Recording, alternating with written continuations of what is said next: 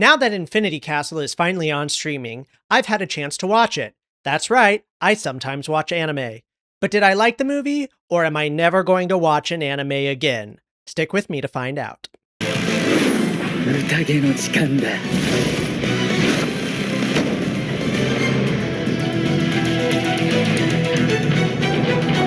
Hi, I'm Greg, and this is Castro on Culture, where I talk about whatever I want. By the end of the video, if you like what I've had to say, consider subscribing so that you never miss any of my reviews or hot takes. This will be a spoiler review since this is a streaming release for a movie that came out a year ago, and most people watching it are fans of the anime and manga who already know what happens. If for some reason you haven't seen it, go check it out and then come back. And fair warning, I will butcher some of the names. Demon Slayer Infinity Castle is more Demon Slayer turned up to 11. That means more awesome, colorful sword fights, more bloody demon dismemberment, and more mid-fight 30-minute flashbacks than ever. It seems like most people like it, but those who don't really criticize the pacing. For me, that's not the issue. I'm like, did you see the anime? They've been doing the 30-minute mid-fight flashback this whole damn show. Why are you still watching if that bothers you? I guess it's a little more of a sin here because it takes up the entire last act of the movie, so structurally that feels insane. But then again, why do we gotta pretend like this is a traditional movie? We all know it's just 5 episodes of the anime stitched together. Who cares about pacing or structure in this case? So yeah, I really enjoyed the movie and found it to be more entertaining than the last few seasons, and really even more than Mugen Train, but I did think some of the storytelling decisions were strange, even when considering the usual format of the anime. I've never read the manga, or any manga actually, sorry. Maybe I'll get to it when I get done reading all of these comic books. So I don't know what's going to happen in the series. I know a lot of people feel like Demon Slayer is kind of overrated, that it's sort of average in the grand scheme of anime and manga, but just kind of broke out because of its accessibility and art style. I don't have much to compare it to. I literally have seen Demon Slayer, Cowboy Bebop, and Full Metal Alchemist Brotherhood, and then like Ghibli movies, Akira, and Ghost in the Shell. I've also played a lot of Final Fantasy and Kingdom Hearts, if that counts. What has always appealed to me about the show is that it structures its character arcs in a very satisfying way. Tanjiro's original Season 1 Demon Slayer training is one of the best training arcs I've ever seen in anything. You really feel him going from zero to hero, and it has that cool wax on, wax off martial arts vibe that my inner Karate Kid fan loves.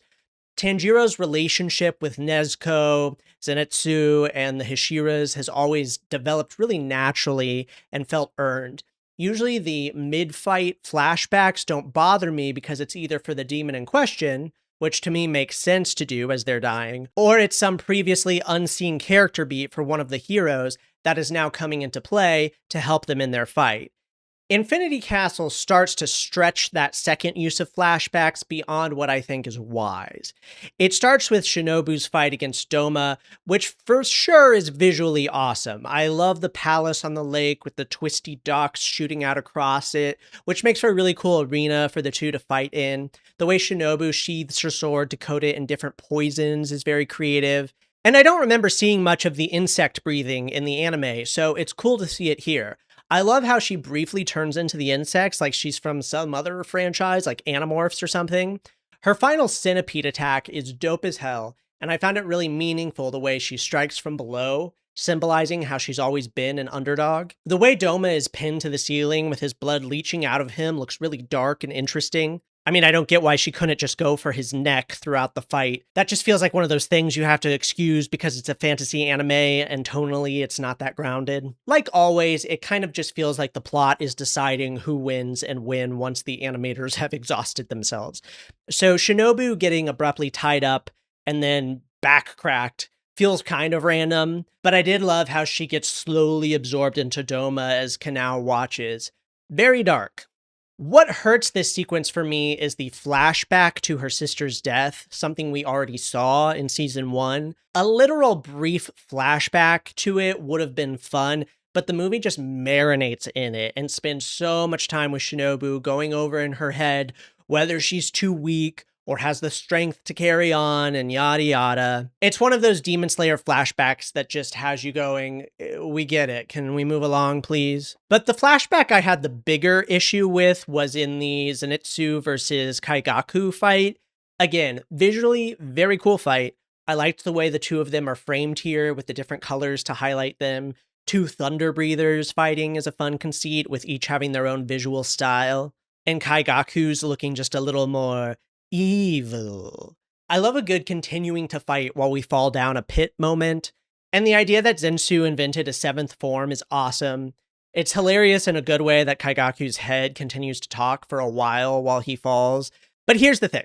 This entire relationship was pretty much outsourced to the flashback that breaks up this fight. I haven't rewatched the anime to prepare for this, but as far as I recall, and please let me know if I'm wrong, Kaigaku only ever appeared once in season 1 as the snotty other student who was mean to Zenitsu, and then again in season 2 as the little boy that betrayed the Stone Hashira's temple. So this whole idea that he and Zenitsu are essentially brothers with a long-standing rivalry is being introduced pretty much right now, right? I was confused about when Kaigaku even had time to become a demon. I guess it happened during the Swordsmith and Hashira training arcs? Because then Gramps heard about it and committed seppuku, and then the Crow came to tell Zenitsu about it last season, and then Zenitsu has just been sitting on that knowledge, waiting to reveal it until now? It's also like, how did Kaigaku have time to become rank 6? Didn't the demon that turned him say it would take a long time for him even to turn? And then once he turned, he would have had to kill a lot of people really fast to become that powerful, right? Or have the Demon Slayers just been chopping them up so fast that a rank 6 just isn't what it used to be? The movie does mention that Zenitsu basically got lucky. He was facing a newer demon, so maybe he is supposed to be sort of underpowered compared to the previous number 6. I might be wrong, but also that's the problem with these things coming out so far apart. Unless you take the time to rewatch everything, there's going to be stuff you forget. But for sure, I know this relationship was not developed much until right now, when it should have been a major subplot running through the whole show. If Kaigaku had been more of a recurring character, then the reveal that he was the kid that betrayed the temple, or the reveal that he's become a demon, would hit harder. Here it's cool, like, oh nice, Zenitsu is proving himself against his former bully. That works on that level, but it could work on a whole other level if it had been set up properly. So here, a flashback is basically being used to do character building that should have already happened. Then pretty much the rest of the movie is taken up by the big rematch between Tanjiro and Akaza with Giyu thrown in. And for me, this part totally works. Again, visually, one of the best fights of the series. Tanjiro and Giyu both get some really cool moments to work together and save one another from mortal blows. It really sells how much danger they're in and how skilled they are. Then we get multiple flashbacks, but for me, these all fit into the more successful category of flashbacks I mentioned earlier. For Tanjiro, we get 2 flashbacks that inform his thinking and allow him to win the fight. And they're not anything that I think we needed to have seen earlier. We see Inosuke, who is never my favorite, I'll be honest, talking to Tanjiro about his ability to sense if someone is coming and how it works. I actually like Inosuke here. I think this is a good use of him. All of the characters have some enhanced sense that's unique to them. I feel like this is just a trope of the show rather than anything that's ever really explained, but let me know if I'm wrong. So it feels organic to include this here, and then have it motivate Tanjiro to start thinking about how he can sneak up on Akaza. This is what Demon Slayer does well that sets it apart and makes it popular. It grounds crazy anime tropes into interesting, real-feeling fighting techniques. Seeing Tanjiro work on a new one in real time is peak. So he gets thinking based off of that flashback, but then what seals it is a flashback to his father, which is welcome given that we've not seen a lot of his family life. If this was a Western live-action drama, there'd be a flashback to his childhood every episode, Dexter or Lost style. And it's a really cool flashback. His dad enters the ultimate flow state and beheads a bear in 2 quick axe motions after first doing the honorable thing and warning it to stay back. You're like, hell yeah, Mr. Tanjiro. But also, it pays off this idea of the transparent world that Tanjiro had already started to sense in the TV show. And it's another cool idea that's grounded, at least to me, in ideas around transcendental meditation and just Buddhist enlightenment in general, reaching that point of absolute focus to where you just transcend and become something more than human. I love that idea. And it's really cool how it's portrayed with Tanjiro getting big eyes and having this really neutral but kind of scary expression on his face.